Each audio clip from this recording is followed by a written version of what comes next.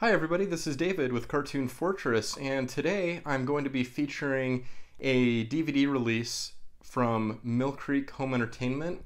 The release date is today, March 3rd, 2020, and this is a straight-to-DVD production and is available for the suggested retail price of $19.99.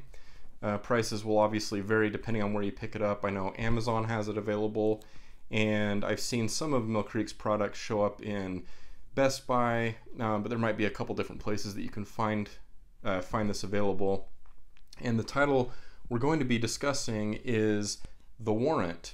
This is a Western slash war film that from 2020, and focuses on the Civil War, and this is actually post Civil War and deals with some soldiers who are in battle, and one of the soldiers, his son, is killed, and he brings into question the decisions of another soldier that could have in fact saved his son, and one thing leads to another and his son is killed.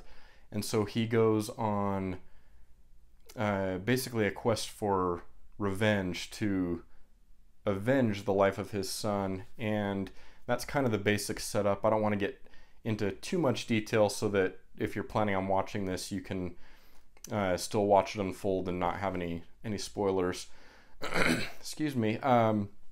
So the aesthetic of this particular production is definitely that of something you might see on the Hallmark Channel. It's definitely not going to be your gritty Western or war film that you might see, that carries, an R rating or, anything like that. This is definitely a made for families to be able to view together without worry of there being excessive violence or anything like that. So, and that's not a bad thing, to have this be kind of more of a family-driven film. But I just want to let you know what you're getting into, that it definitely has more of that clean feel. This is not a gritty, spaghetti western directed by Sergio Leone, but definitely has that kind of a cleaner look and kind of more squeaky clean presentation, and the story does get emotional. It does involve families, and more specifically fathers and sons, and definite war themes, and in fact this story, if anything, in terms of war, takes more of an anti-war approach, I would say. And it's kind of the setup of the story. We flash back to we kind of go between the Civil War and different battles that are happening therein, and then to after the war, where our main story is taking place. And so the flashbacks help build the plot of what we're currently watching. And I like this particular format. I think the flashbacks do get maybe a bit excessive, and I think they could have accomplished the story that they wanted with less flashbacks and maybe more focused on the current story. But that's more of just a creative choice and not something that necessarily brings the film down. One thing that does feel a little bit off is they will cut to, again, battles within the Civil War, and then they'll say, and then it'll come back to present day, which present day is actually the 1800s still, so it's not present day 2020. So that's one little gripe in kind of the presentation, or the kind of the logic of the story, if you will. But one other pitfall I want to say that this film might fall into is that of cliche. It seems like they had a checklist and they said, okay, here's all the Western cliches we want to make sure that we have in this production. Okay, we got that one. All right, check that off. All right, let's go to the next one. And I'm not saying that they're badly executed. I just don't like the idea of having so many cliches in a story. It feels very manufactured in that way. But the performances overall are passable. I don't think that it's anything that you should just completely avoid, but just go into it knowing that it's not particularly fresh in terms of its presentation and approach to story and dialogue and things like that. You're going to hear things that feel very expected, or something you kind of see coming from a mile away. There is kind of mixed in with the dramatic elements. There is a decent amount of comedy, and it does keep the story light. I like how they interject comedy into certain parts that start to feel pretty heavy, and for the most part the comedy's fine. Sometimes it gets a little bit on the again, the cheesy kind of cliche side of things. So but I do like that they have that in there as well, the kind of comedic aspects. But the overarching and the biggest themes that we see in this film are two themes, one of mercy and one of revenge. And the interplay between mercy and revenge, and seeing which characters grab hold of each of these themes, it has a dramatic impact on the story, and the idea that revenge and holding on to bitter feelings and things like that, what it can do to a person in their decision making processes, and